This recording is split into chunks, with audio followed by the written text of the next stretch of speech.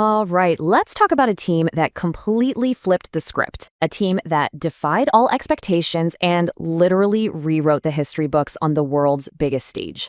This is the story of Morocco at the FIFA World Cup. And here they are, the team at the heart of it all, the Atlas Lions. You can almost feel it in this picture from 2018. They're carrying the hopes of not just a country, but a whole region and an entire continent.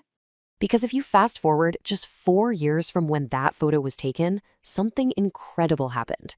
At the 2022 World Cup, they did something nobody saw coming. So you gotta ask, right? How exactly did this team go on to make football history?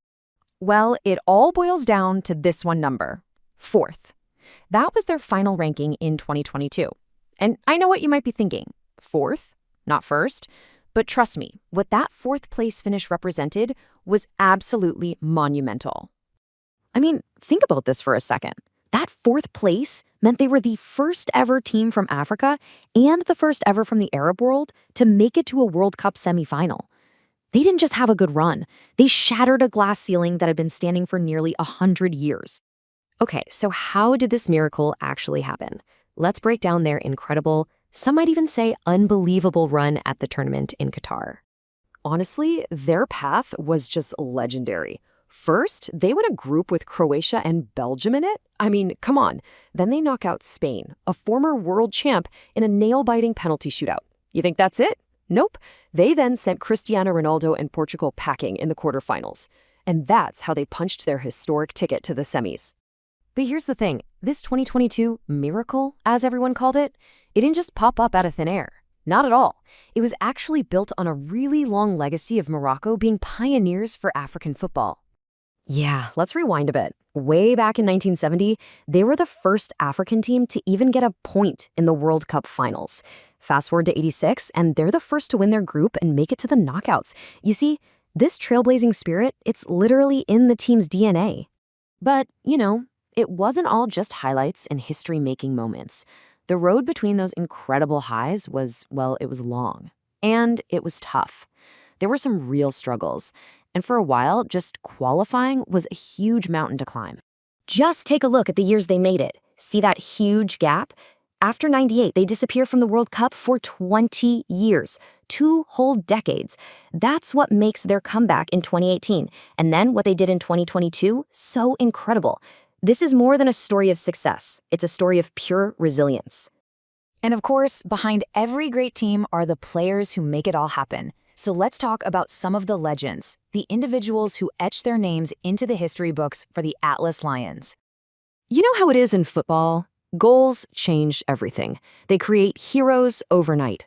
So who's the guy who scored the most for Morocco on the biggest stage of all? That would be Youssef En-Nesyri.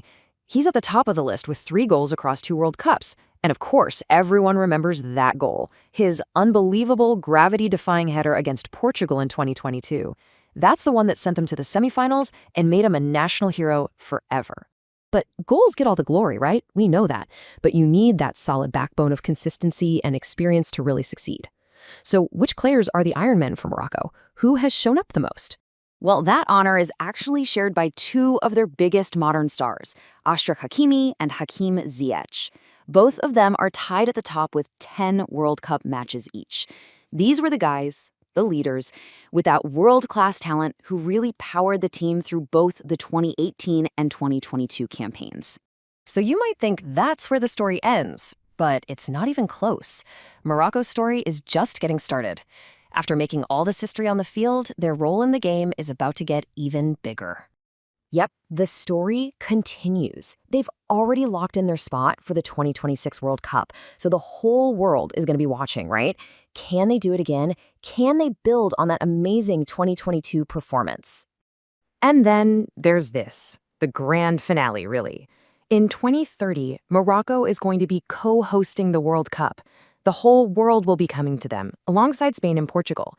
This is huge. It's the first time ever a North African nation will host the tournament. And that leaves us with this one really exciting question to think about.